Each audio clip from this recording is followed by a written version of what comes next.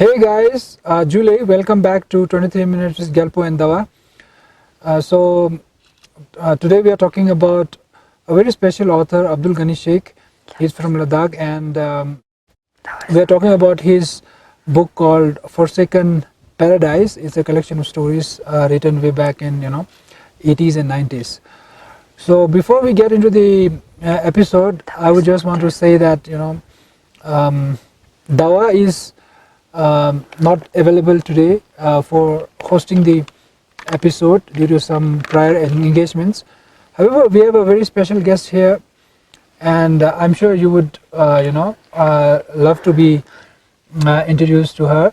She is Chetan Dolkar from EGM College. She's an assistant professor in geography and physical sciences, and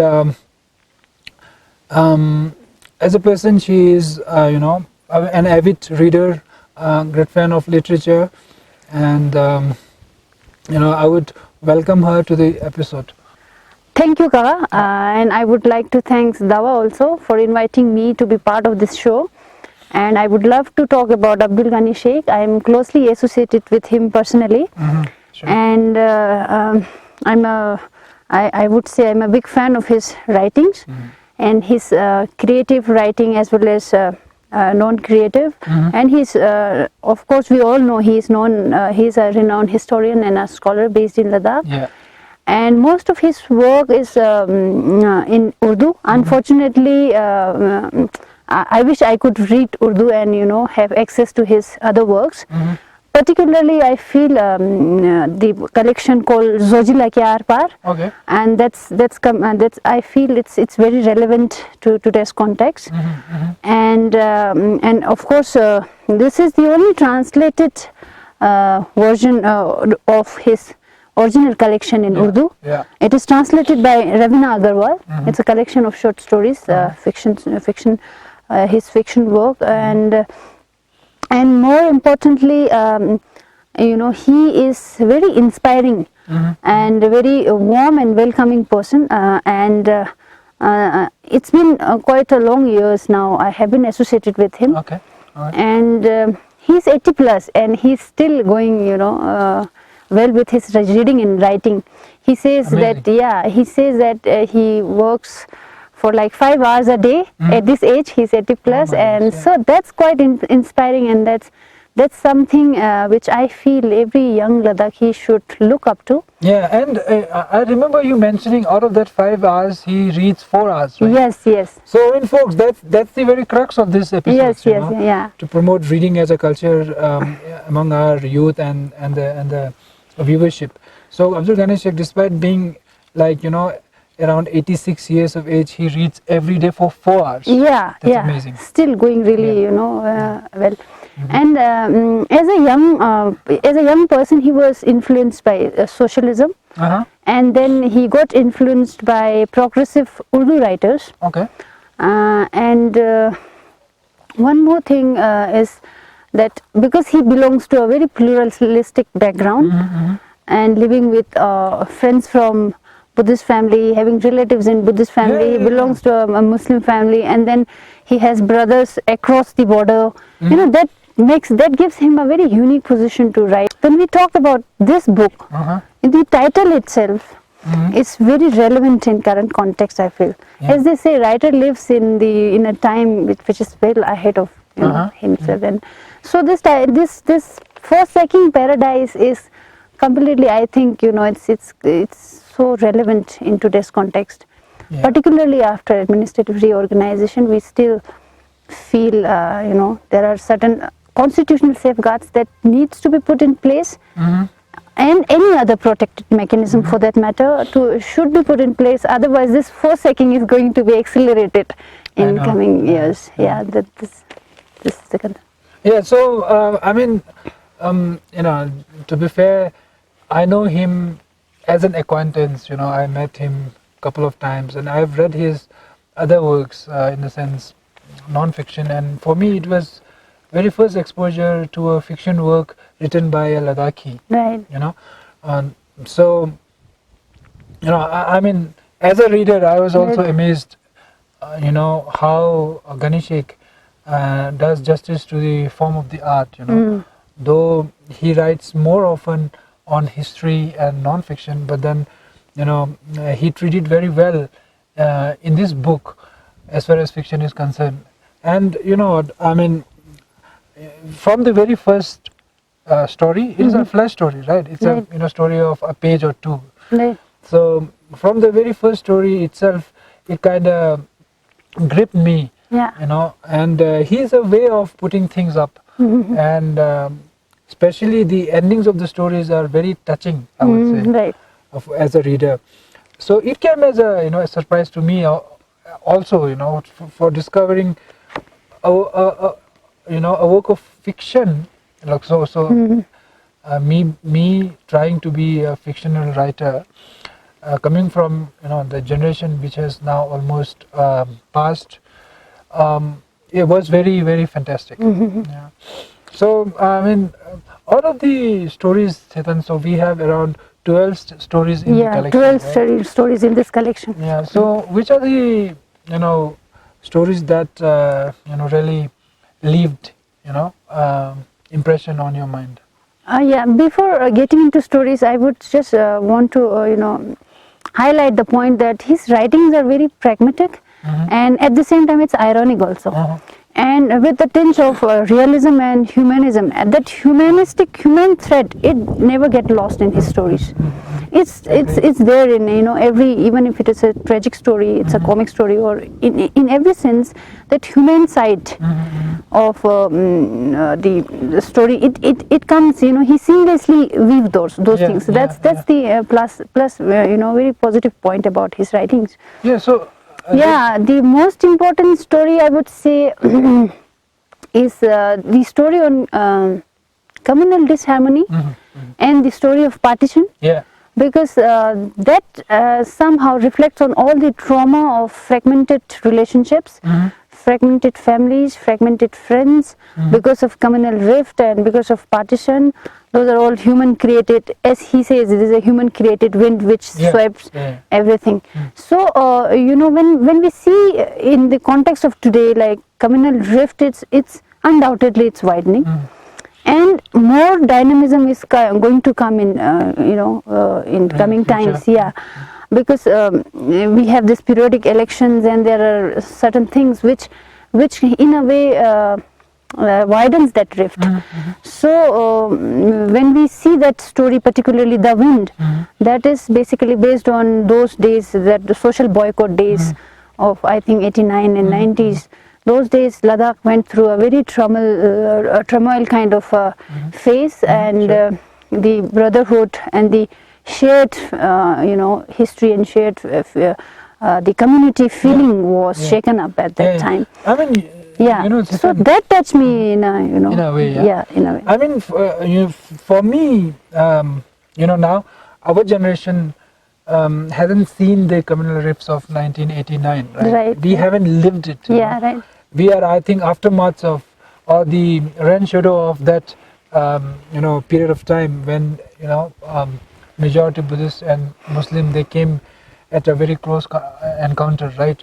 So for me, the book came as a both gift and the mirror for us to really reflect on, because I never imagined the kind of social rift which was very apparent and very tangible for them.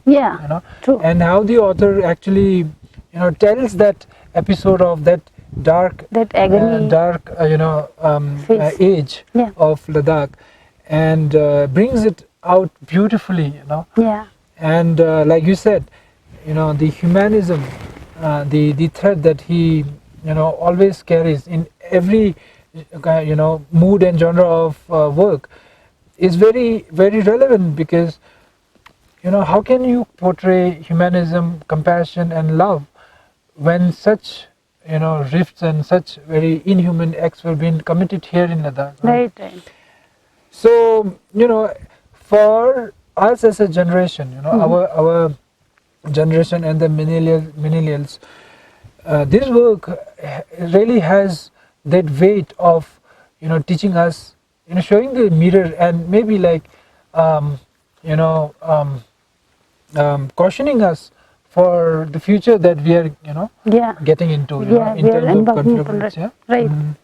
But one more recurrent theme about his writing is the dilemma that as a society we face when modernization, it took over and development as such. So that is a more recurrent theme, and it's somewhere, in every story it tickles in, like, because he reflects on, what it used to be. Yeah. And there is another book of his, like Wo Zamana. So that is also Endo Raha. So that means, you as a community, as a society, you are in a dilemma where which path should be taken. And and there is this longing for the bygone past. And see, I mean, I really wish if his works in Urdu could be translated. Yes, somewhere. that's I so wish, like, I could read Urdu. Yeah. So that hopefully that will be translated soon, and it will be accessible to us. Sure.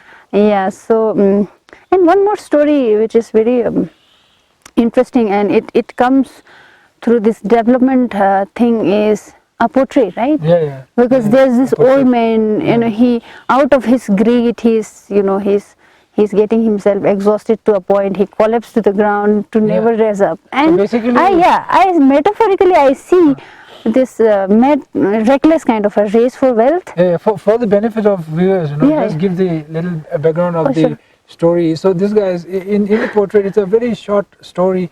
There is an old guy. He gets clicked by tourists and whatnot, and then he gets paid. And that's what his trade becomes after a certain point of time. That's what Chetan is talking about. And then he gets paid more, like 10-20 times more, like 200 rupees for a shot, for a film scene, right? For a shooting. And then it goes on, the repeatedly retakes goes on, and this is an old man and just carrying some basket, and ultimately he gets collapsed because just looking at that, he gets exhausted. He gets completely exhausted. So essentially, I mean, we were discussing this book some days back. And the story, of course, the old man is maybe a symbolism of Ladakh, and the old, culture or heritage that we have, and how it gets carried away with the influx of tourism and the money, the easy money coming in. So and then the old Ladakh, the Ladakh for which people come to get access to, gets collapsed. Right. And it has a really direct bearing on today's context. Like you mentioned at the beginning of the episode, we are entering into a new phase after the reorganization, and as we speak, Ladakh is experiencing unrest and dilemma. Right. The money that the old man gets could be the metaphor for the industry or so-called development that we are. A certain section of our leaders are touting today, right? And so it has a direct bearing even in today's context. Yes. And also one thing, Chetan, that the story is very symbolical for me is how change actually creeps into every society. Yes. That's also something, another side of the coin that we need to recognize, right? So what happens is in the story, the crew member they try to capture traditional Ladakh. Yes. And the whole set is of ancient Ladakh. And all, and then somehow suddenly a modern thing comes in. or child or a boy comes dressed in jeans and all like the modern things, and they have to shoo them away. So for me, they have to retake again. They have to retake again. For me, it's the author's way of telling us how we are losing grip on the real Ladakh that people want to really see and cherish, and how it's a myth now. And going forward, that is very much apparent, right? Because now we are talking about, of course, Ladakh wishes to have a safeguard against the open, union territory arrangement thing. And as of today, we haven't seen any sign from the center, right? So of course, the industry, the demography, the mining, and so many influxes are going to come in that way. So are we, trying to shoo away those, guys clad in jeans, or can we still hope that the old guy, metaphorical, in the story lives for some more years or around decades. What do you think? So in the same story, it also gives a author also points out to a fact that change can never be a watertight compartment kind of a thing. Timeline, it is very fluid. Certain remnants of ancient times remains, and then certain influxes of new things comes. That is where the whole story is trying to weave around. Because modernity creeping into the ancient thing, and modern people are trying to show ancient things, and there is this conflict. Fluidity.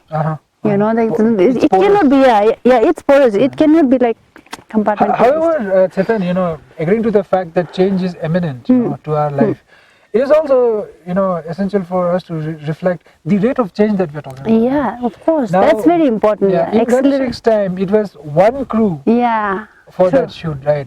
But in our time, it's going to be really, I think, brazen for us if safeguards and proper constitutional,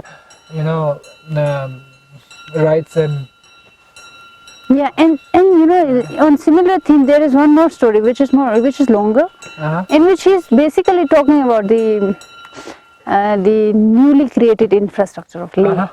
And he is very passionate about writing, writings about his town, Leh town, right? Lately, he has been reflecting on many aspects of Leh town, and in this book there is one collection in which he says, I'm coming back after 40 years, and this place is completely foreign to me, and there are so many buildings and so many hotels and so many constructions, the booming construction. So it's a great insight into how this town has grown. How people had made sense of various aspects of town. Earlier there were patches, there were sorts of land which was used for animals. Now those are not there. Of course, time change and everything has expanded in that way exponentially. So in his writings, we can get a sneak peek of various phases through which Leh town has evolved. So that is also quite interesting in that sense. I mean, even when he handles non-fiction, he has this nuance of his perspective which is somehow slightly different from the usual people who kind of get access to, and that actually shows his ingenuity as an author.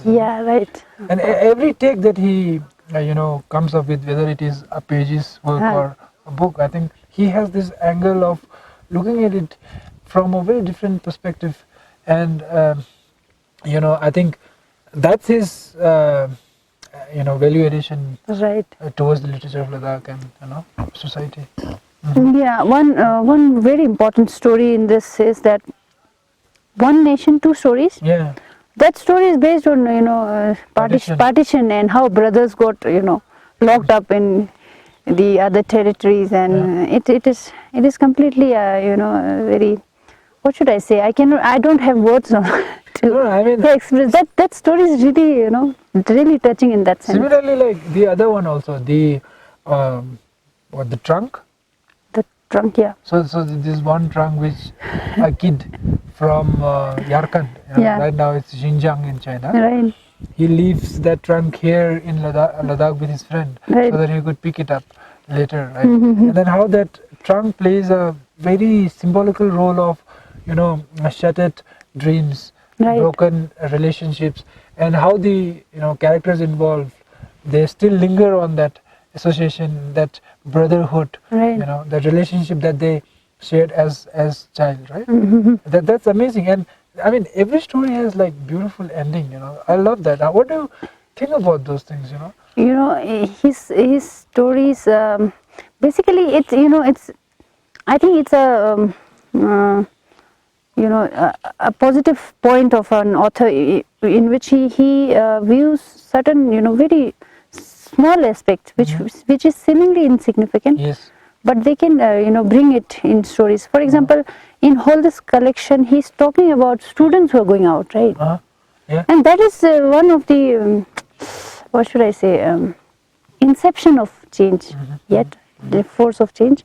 So yeah, and of course his endings and conclusions are not conventional. Yeah, that's Yeah, what I know. it's like, that's you what know, actually, open-ended, and yeah, it can be, you can infer certain thing from that, and you can be hopeful at the end, and at some point you can be like, okay, now this is a bad end, like. You know. So I mean, you know, Chetan, for us, so we have been doing this this talk show for, I think now half a year now. We have Right. done around 7 That's to 8 commendable. I episodes. mean, I really like this initiative. Yeah, in that thank you way, very yeah. much. You know, and Abdul Ghani Sheikh and his work is the very first, work that we picked up from Ladakh. Right. And I think, I think this episode actually revives that memory of our viewers and our youth Yeah. Right. to dig into the literature of Ladakh Right, from right. another era, Right. not only the modern writings. So I think that would actually contribute in that sense, and I hope in future also we will bring in writers and authors of Ladakh from different Right. genres, right? Right. And thank you for very much for coming to the episode and sparing your time.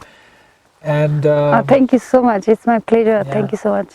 yeah, so next episode. And I have a request, you know, Yeah, like, please. if you allow me, can I just cite a Urdu couplet? Yeah, sure, please. Because Ghani Sheikh is basically Urdu writer, and he is influenced by progressive Urdu writers.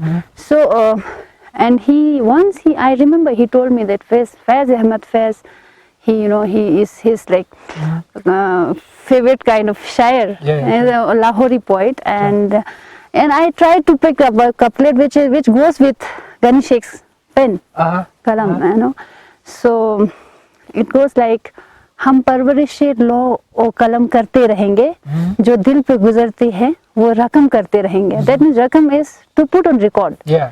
Parvarish, law kalam is to maintain a pen and paper. So yeah, that's with that I think. I think we need to now change it. हम परवरिश रहे computer laptop करते रहेंगे, laptop करते laptop and Kindle करते रहेंगे, दिल पे जो गुजरेगा हाँ उसका रकम करते रहेंगे, रिकॉर्ड करते रहेंगे. So with that note, guys, we have come to the end of the episode, and for next episode we are coming up with a discussion on the current scenario of political and administrative changes that happened in Ladakh. So we are talking about sixth schedule as a protective framework for Ladakh now for next episode. So please join us for the discussion. Thank you very much. Thank you. So friends, before we bid goodbye from you, so Ladakh will be celebrating its Losar, the new year, on 27th of December. So from the team, I would wish you a very happy Losar and New Year, and I hope for next year will bring a lot of happiness, prosperity and glory to the land. And Rosala Jalski, Samala Jule. July.